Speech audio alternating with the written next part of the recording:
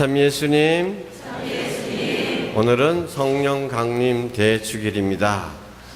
성령께서 약속하신 대로 내려오셨습니다. 그래서 이제 새로운 역사가 시작이 되는 것입니다. 학자들은 오늘 성령 강림으로 말미암아 교회가 탄생했다라고 이야기합니다. 오순절이라고 하는 원래 유다인들의 축제는 봄 수확을 감사하는 추수감사절, 우리 가을 축제가 들어가 버리니까 말이 좀 이상합니다만은 봄 추수감사절이라고 할 수 있습니다. 사도들은 성령을 받아서 새롭게 변화된 사도들은 바로 예수님의 십자가의 죽음과 부활로 거두어진 첫 수확이라는 뜻이기도 합니다. 그리고 또한 여기 모인 여러분들은 또 같은 하느님의 수확이라고도 할 수 있겠습니다. 예수님의 구원 사업이 우리에게 열매를 맺은 것이죠. 성령 강림에 대해서 두 가지 전승이 내려오고 있습니다. 하나는 우리 모두가 다 잘 알고 있는 대로 사도행전에 표현된 것입니다. 사도들이 한 다락방에 모여 있을 때 갑자기 세찬 바람이 불어오더니 성령께서 혀 같은 모양으로, 불꽃이 서로 갈라지면서 혀 같은 모양으로 사도들에게 내려왔다. 성령을 받은 사도들은 유다인들이 두려워서 꽁꽁 닫아놓고 있던 문을 활짝 열어젖히고 사람들이 가장 많이 모여있는 시장통으로 가서 여러분들이 십자가에 매달아 죽인 예수님을 하느님께서는 다시 살리셨고 우리의 구세주가 되게 하셨습니다. 그분을, 예수님을 믿으면 구원받습니다 하고 선포를 합니다. 그런데 그 황당한 말이 엄청난 효과를 낸 것입니다. 성령께서 그것이 단순한 인간이만이 아니라 하느님의 말씀이라는 것을 그 힘을 실어주셨고 능력을 보여주셔서 그것을 듣는 사람들이 마음속에 꼭 자기 아버지를 잃은 것 같은 아픔, 가슴이 찢어지는 슬픔을 느껴서 우리가 왜 그랬던가? 그날 세례받은 사람들만 장정만도 3,000명이나 되었다는 겁니다.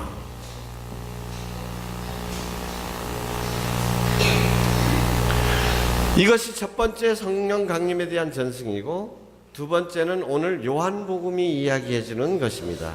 오늘 복음에서는 예수님께서 바로 부활하신 당일날 제자들에게 나타나셔서 제자들에게 성령을 내려주십니다. 제자들에게 성령을 내려주실 때 어떻게 하셨어요? 그들에게 숨을 내쉬시며 말씀하셨다. 성령을 받으라. 너희가 죄를 용서해주면 그 죄는 용서를 받을 것이다. 죄의 용서를 통한 구원을 구원을 이루어주는 성령을 그들에게 바로 그날 내려주셨다고 합니다. 자, 여러분들은 이 두 번째 전승에서 예수님께서 사도들에게 숨을 후 하고 불어넣어 주시는 이 모습에서 어떤 장면을 연상하십니까? 바로 창세기에 하느님께서 인간을 창조하셨을 때의 모습입니다. 하느님께서 인간을 창조하실 때 진흙으로 빚어 만드시고 어떻게 하셨어요? 숨을 불어넣어 주시니 살아 움직이게 되었다. 하느님의 이 숨결, 이것이 바로 성령입니다. 성령. 그런데 이 숨을 우리나라 말로는 여러 가지로 다양하게 번역할 수가 있습니다. 경우에 따라서. 우선 후 하니까 숨결이죠. 후 하고 세게 나오면 이게 뭡니까? 바람이 되죠. 그죠? 바람이라고도 번역되고 그 다음에 이것이 숨결이기 때문에 또한 진짜로 살아있게 만드는 것이기 때문에 얼이라고도 얘기합니다. 얼 또는 넋이라고도 표현됩니다. 그리고 더 나아가서는 생명으로 번역되기도 합니다. 여러분 넉나간 사람 알죠? 넉나간 사람. 그냥 사람은 사람인데 꼴은 사람인데 지금 뭐가 중요한 게 빠져버렸어. 그죠? 사람이 아니야. 이럴 때 넋이라는 표현을 쓰죠. 다음에 얼이 빠져버렸다라는 말로 쓰죠. 얼이 있어야 된다라는 말이 있어요. 또는 혼이라는 말도 쓰죠. 이런 것들은 다 참된 무엇, 가장 소중한 그 무엇을 말해주고 있는 것입니다. 그것을 사람을 사람 되게 만들어주는 본질적인 것을 말해주고 있죠. 성령이라고 번역되는 이것은 바로 그것을 말하는 것입니다. 근데 성령을 보내주신다는 것은 하느님께서 이제 아담과 하와에게 당신 영을, 얼을, 숨결을 불어넣어 주셔서 참으로 사람이 되게 만들어 주셨듯이 우리를 어떻게 해줘요? 이제 참으로 하느님의 자녀가 되게끔 해주시는, 우리를 새롭게 창조해 주시는 힘이 된다는 것입니다. 첫 번째 전승에서 사도들이 다락방에 모여 있을 때 성령께서 내려오셨다라는 건 완전히 겁쟁이에서 어떻게 복음을 위한 투사가 되는 것이죠. 생명까지 기꺼이 내어놓을 수 있는 이런 사람들로 변화되는 겁니다. 예전의 사도들과 성령 강림 이후의 사도들은 전혀 다른 사람입니다. 이것을 새로운 창조라고 말할 수 있고, 우리 편에서 보면 새로운 탄생, 거듭 태어났다라고도 말할 수 있는 것입니다. 여러분들은 거듭 태어났다라는 이런 표현을 들었을 때 여러분이 지금까지 살아온 삶 가운데서 어떤 장면을 떠올릴 수 있습니까? 아니면 이렇게 얘기해 보죠. 지금까지 여러분들이 살아오면서 정말 나는 새로워졌다. 내가 다시 태어난 날이 있다면, 내 인생에서 가장 소중한 날이 있다면 바로 그 날이다. 이렇게 말할 수 있는 시간이 있다면 어떤 것이겠습니까?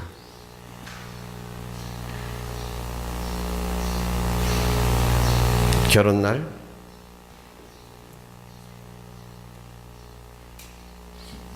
아니면 아기가 처음 태어나가지고 품에 안았던 그 시간?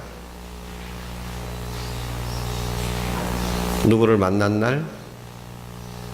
새집, 새로운 집을 장만한 날? 어떤 날들을, 어떤 시간들을 말씀하시겠습니까? 저에게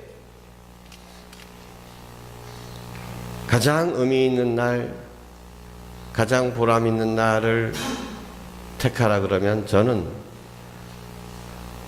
사제서품 그날도 아니고 그 어떤 날도 아니고, 저는 성령 묵상회를 통해서 하나님의 사랑을 체험하게 된 그날이라고 말씀드리고 싶습니다.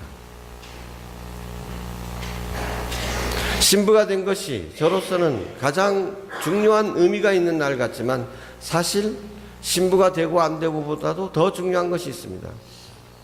하느님과 나와의 관계이죠. 저는 성령 세미나 때 제 강의 들은 분들은 기억하시겠지만, 어렸을 때부터 신부가 된다고 그랬고, 그래서 동네 사람들도 내가 지나가면 안 믿는 사람들, 아이고 자기 신부 될 나이, 자기 장가 안 갈 나이, 나도 그래, 나 신부 될 거다. 그리고 초등학교 선생님들도 자, 너는 신부 될 거니까 훌륭한 신부 되라. 믿는 뭐 신자들, 그 선생님들이 아니었죠. 다 그렇게 격려해 줬고, 그래서 저는 중학교 때부터 신부가 되는 소신학교에 들어갔고, 그래서 뭐 늘 저는 신부 될 거. 그래서 신부가 되기 직전까지 왔는데, 그런데도요, 여러분, 어렸을 때는 그저 무심코 내가 신부 되는 게 좋아 보였고 그냥 신부 될 거라고 생각했는데, 이게 진짜 하느님이 나를 신부로 불러주셨는가, 진짜 성수가 있는가 없는가라는 데 대해서 그런 질문을 할 때마다 확신이 없었던 거예요. 혹시나 내가 어렸을 때부터 가져왔던 꿈이기 때문에 내 인간적인 꿈이 아닌가, 정말 하느님이 나를 당신 사제로 불러주셨는가, 여기에 대한 확신이 없는 거예요. 야, 이렇게 확신도 없으면서 어떻게 신부 되면 어떻게 살 건가 막 불안하기도 하고. 근데 그렇다고 그 꿈을 포기할 명백한 다른 이유도 없고 더 하고 싶은 것도 없고, 그러면서 복잡한 불안한 상태로 부제품까지 받았습니다. 그랬는데 그때 어떤 자매님이 저한테 성령 세미나 한번 가봐라 이거예요. 그러면서 성령 세미나를 거기 참가비도 다 대신 내주고 영수증 보내주고 왕복 비행기도 보내주고. 근데 그때 처음으로 제가 이렇게까지 하는데 내가 안 갈 필요도 있겠나 싶은 생각도 있긴 있었지만, 더 큰 마음은 뭐였냐면 성령운동 이거 그때 막 제주도에서 성령운동이 시작됐는데 난 눈꼴 사나워 못 봐주겠어요. 성당이 좋은 점이 뭡니까? 개신교에 비해서 성당은 엄숙하고 좋은 곳인데, 가보니까 성당에서 박수치고 기타치고 뭐 춤추고 점잖은 사람들도 아이고 하느님 아버지하고 니치름 질질질 흘려가면서 울고 불고 콧물, 이거 정말 나 마음에 안 들어 죽겠어요. 그러려면 차라리 개신교 갈 일이지. 그 개신교 부흥해서 그런다는 얘기는 들었고, 그런 데나 가지 뭐 한다고 성당에서 저지랄들이냐.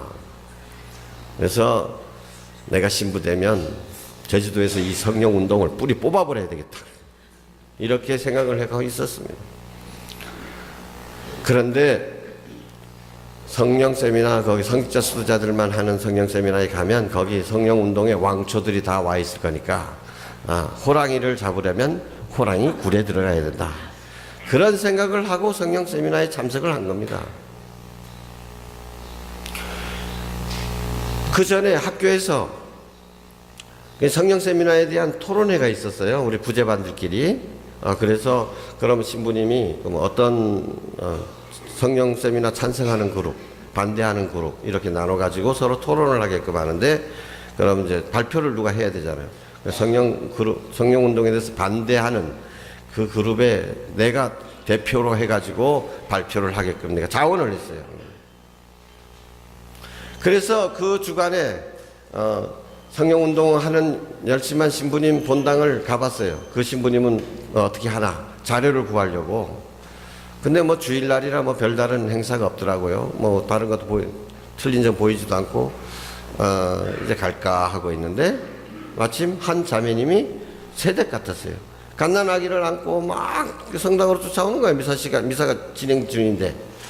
그랬더니 수녀님을 찾아. 그 수녀님도 성령 운동 하시는 모양이에요. 수녀님한테 가더니만은, 수녀님 우리 아기 막 아파요, 기도해 주세요, 그러는 거예요.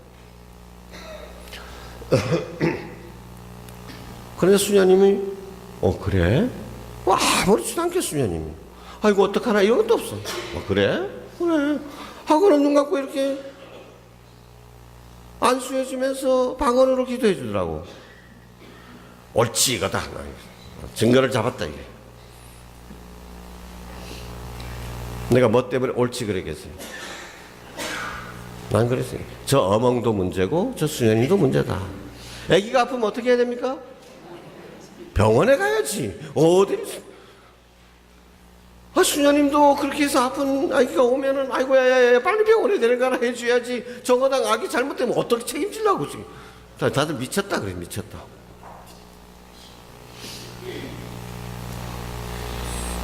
지금 생각해보면 참 믿음이 없는 사람이었죠. 믿음이 없었어.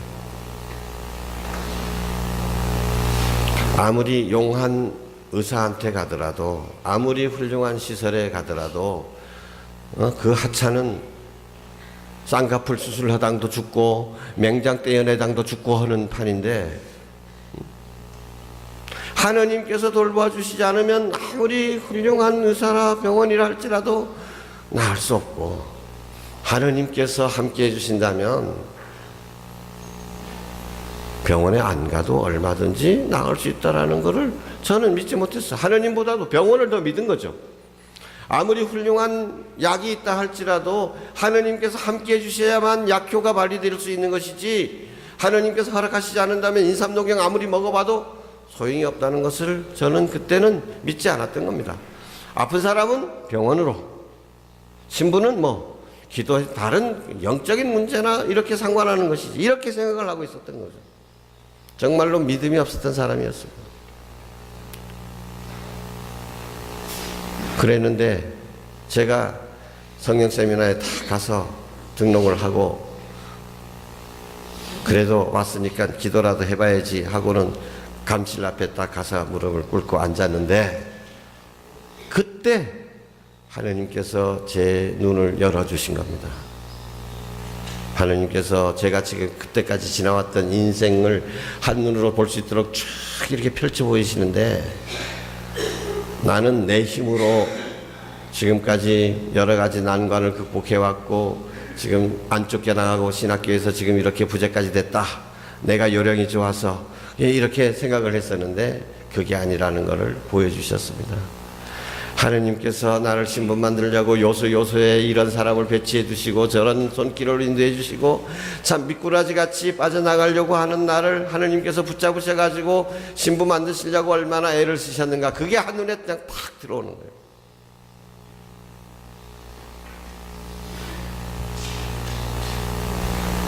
하느님께서 나를 정말, 왜 우리 성서 표현은 세상 창조 이전부터 나를 점지해 주셨다, 그게 가슴에 그냥 꽉 들어오는 거예요. 저는 그 순간 그 후로 강의를 듣긴 들었지만은 다른 건 하나도 필요가 없었습니다. 왜? 하느님께서 나를 이렇게 사랑하고 계시다는 것, 나를 당신의 사제로 불러주셨다는 것, 이렇게 지켜주셨다는 것, 이끌어주셨다는 것을 이제 확실히 깨닫게 된 순간 다른 것은 더 이상 필요도 없었던 거예요.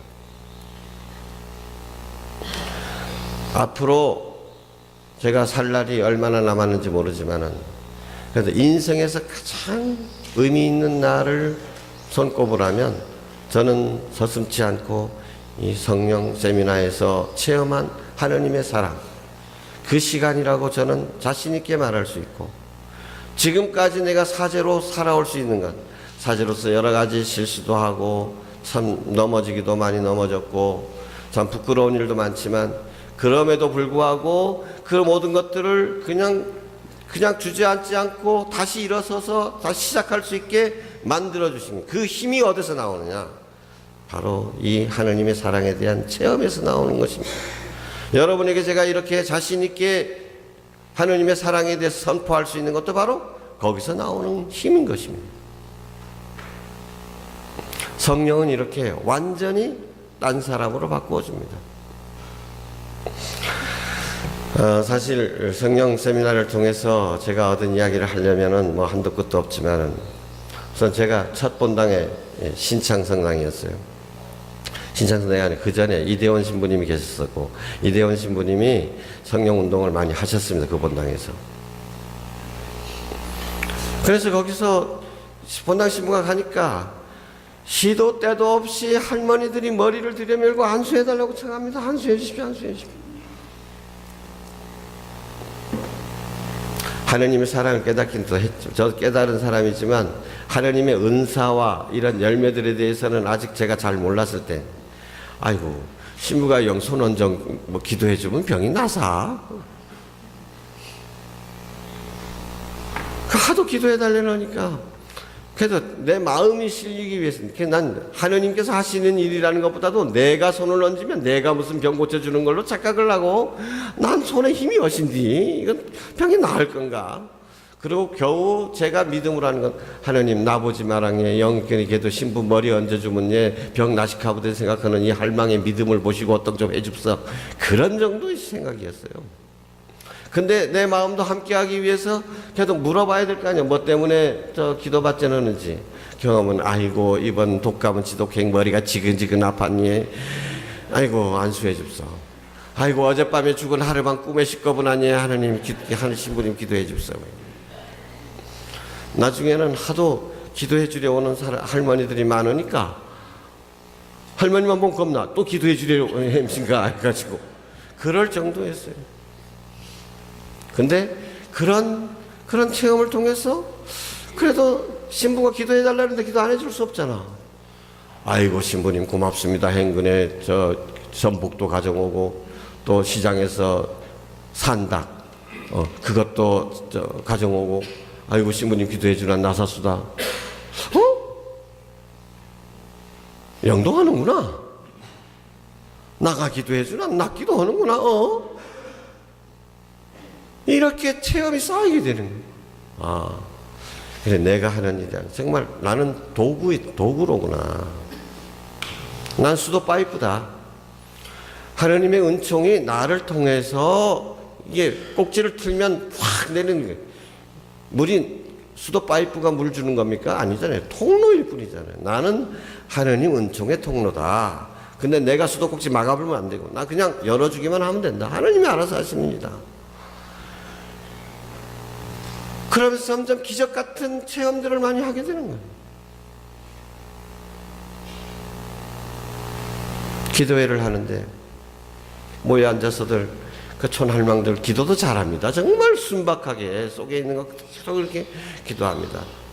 근데 처음에는 이게 안수만 해주면 안수만 받으려고 자기 안수만. 근데 안수 해주려니 너무 시간이 많이 걸리는 거라 그래서 꾀를 내 가지고 남을 위해서 기도해 주당 보면 자기 병은 저절로 낫는다 이랬어요. 남을 위해서 내 병 낫게 해주십시오 하지 말고 아픈 사람들 먼저 와서 기도 받을 때 그때 남을 위해서 기도해 주라. 그러면 자기 안수 안 받아도 오히려 더 낫는다 이런 얘기를 했더니 그 다음 한 주간 지난 다음에 간증을 하는데 아이고 신부님 다 아시겠죠. 다 할망들 다 알지만은 난 아침에 일어나면 물 한 모금도 넘기지 못할 만큼 위가 나쁜 사람 아니까 경하신 뒤에 신부님 그때 경고를 하느니 난 안수 받고 싶어도 안수 안 받고 해. 다 아픈 다른 할망들면 기도해 주지. 그 다음날 아침에 나 무심코 물 한 모금 먹었는데 아무것도 안 하고 밥 먹어도 아무것도 안 하고 아이고 동네 할망들 다 아이고 아이고 할렐루야 할렐루야. 이게 이런 기적들을 체험하게 돼요.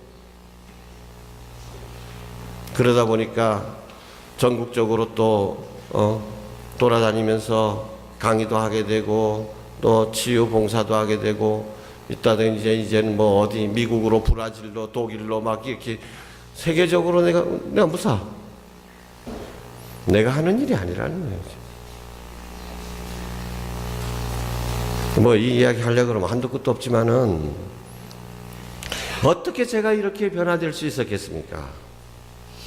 성령께서 내려오시니까, 성령께서 나를 채워주시니까, 성령으로 인해서 딴 사람이 된 거예요. 내일부터 참 우리 친구들, 동기 신부들 동창회가 제주도에서 있습니다. 2박 3일로. 그런데 이 친구들이요, 제일 놀란 게 뭔지 아십니까? 나에 대해서. 어떤 게 인문처리가 성령운동 같은 거 하느냐는 거예요.